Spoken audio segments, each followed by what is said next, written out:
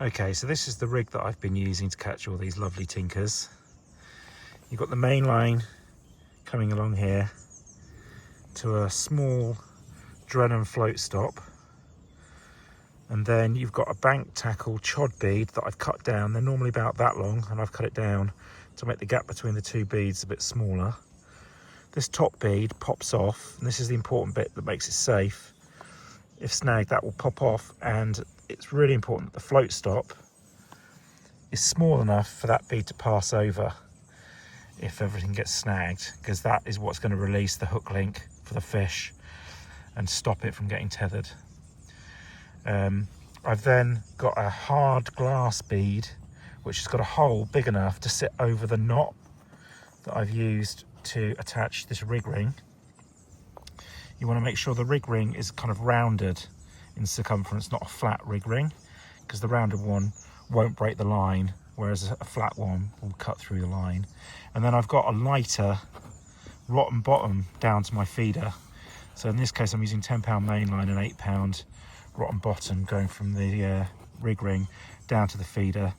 I've got like a trimmed down tail rubber from a leg clip that I put over the swivel, and then I've got a Corum combi feeder with the caps on, and I fill that with chopped worm and either worm cast soil that the worms come in, or some sort of ground bait. I'm actually using fish meal free ground bait today that I'm mixing in with the chopped worm, because there's a lot of crayfish out there, and so I don't want to be putting the fish meal